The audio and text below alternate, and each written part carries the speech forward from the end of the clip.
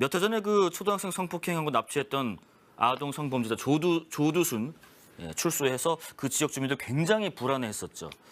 근데 지금 김근식은 다음 달 출소인데 더 불안해하고 있다는 얘기도 있습니다. 주민들이 벌써부터 맘카페에서도 뭐 걱정하고요.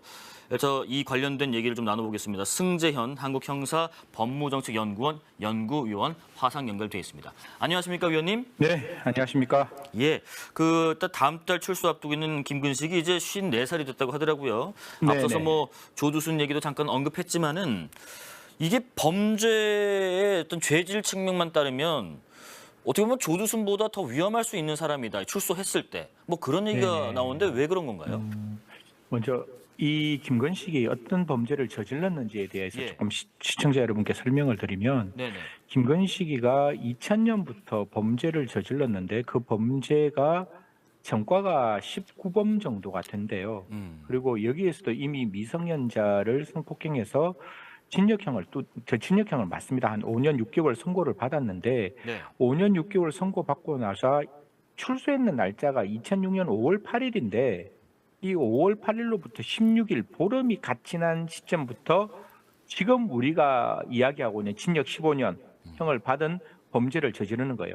2006년 5월부터 9월까지 네. 인천, 경기 등지에서 좀 시청자 여러분께 좀 듣기 좀 불편하시겠지만 미성년자가 포함된 여학생만 11명을 성폭행한 김건식이 이제 출소가 된다라고 하니 제가 만약에 딸을 키우는 아빠, 제가 자녀가 있는 부모라면 네.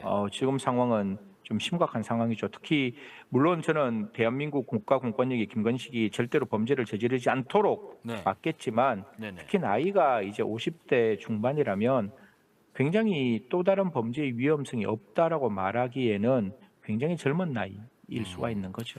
자, 그 그래픽 좀 보여주시죠. 지금 뭐 벌써부터 이 범행을 저질렀던 지역들, 뭐 인천, 그다음에 고양, 뭐 파주, 뭐 등등 일대의 맘카페에서 불안하다. 조두순보다 더한 김근식이 출소한다고 합니다. 하면서 우려스러운 마음에 정보 공유한다라고 글도 벌써부터 올라오고 있습니다. 근데 김근식이 앞서 말씀하셨지만 초중고 여학생, 예. 17살, 심지어 9살짜리까지 이 11명을 상대로 그 짧은 기간에 이런 짓을 했는데 왜 미성년자만 이렇게 범행을 저질렀을까요?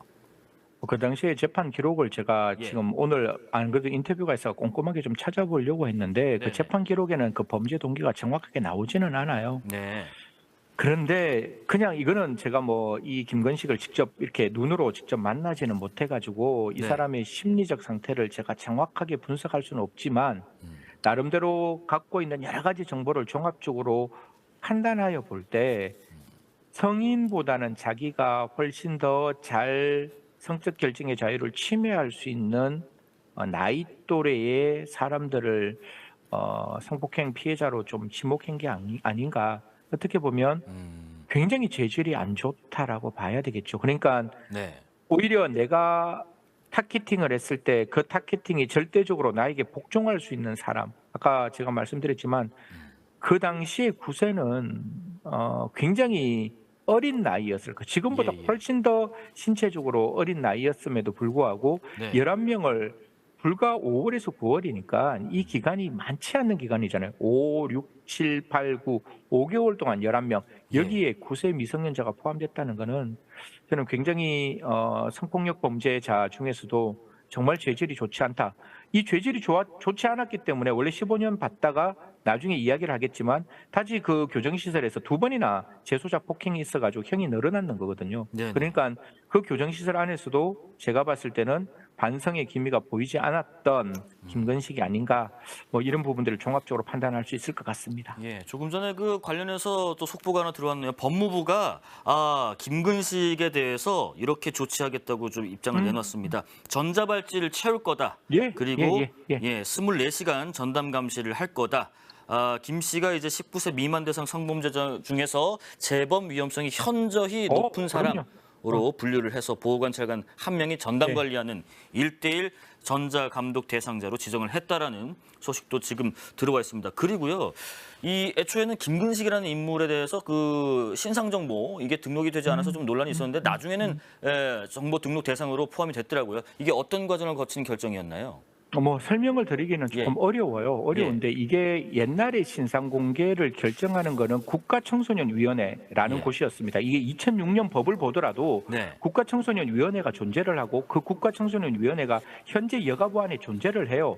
여하튼 그런 과정을 거쳐서 여가부가 이 김건식에 대해서 신상 공개 결정을 할 수 있도록 정보 공개 청구를 하고 검찰과 법원이 그걸 인정합니다. 인정했기 때문에 지금 시청자 여러분들께 정확히 좀 설명드리는 거는 방금 법무부에서도 자료가 나왔지만 저도 이 부분에 대해서 법무부 자료가 안 나오면 시청자 여러분께 구체적으로 말씀드리려고 했는데 첫 번째, 김건식은 성범죄자 알림 2에 저 얼굴이 됐을지 아니면 지금 출소하는 그 당시의 얼굴이 됐을지는 모르겠지만 그 얼굴이 성범죄자 알림이에 나올 거예요. 네. 하지만 한 가지 안 되는 거는 고지라는 겁니다. 무슨 말인가 하면 성범죄자 알림이 2에는 얼굴을 확인할 수 있지만 내가 살고 있는 집에 그 근처에 김건식이 살고 있다라고 하는 고지장은 날라오지 않아요. 그리고 맞아요. 두 번째 지적하고 싶은 거는 예. 이 김건식이 전자발찌는 찹니다. 이게 왜냐하면 전자발찌가 소급 적용이 가능하고 우리 전자감시장치 부착 등에 관한 법률에 보면 부칙에 보면 이게 소급 적용이 가능하도록 헌법재판소에서 만들었기 때문에 심지어 출소하고 난 다음에도 전자감독 장치를 붙이는 걸로 그렇게 우리가 결정해서 지금 상황에서 김건식은 신상 공개 대상도 되고 네. 전자발찌를 차고 출소를 하고 1대1 보호 감독도 받을 것이다. 과연 그게 이러한 김건식이 재범을 할 위험을 원천적으로 차단하기는 분명히 부족하겠지만 네. 적어도 국가가 현재 법제도에서 할 수 있는 모든 방법은 강구했다라는 말씀드리겠습니다. 네. 물론 이게 부족하겠죠. 예, 유레카님께서 출소 후에 얼굴이어야 한다라고 의견도 주고 계십니다. 자, 그리고요 마지막으로 뭐 지금 법무부에서도 1대1로 전담 감독한다, 전자발찌 채운다, 24시간 감시한다라고 했지만은 추가적인 뭐 조치 사항이 없을까라고 하는 부분에 있어서 아까 안 그래도 언급하신 부분.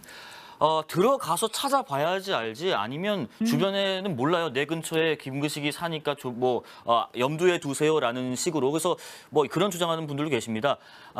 자녀가 있는 집만이라도 그런 데는 좀 보내주면 안 되냐 고지장을 혹은 뭐 여성 혼자 사는 1인 가족도 마찬가지고 이거를 들어가서 찾아서 보지 말고 적극적으로 좀 알려주면 안 되냐 하는데 그런 건 좀 법적으로 어렵나요?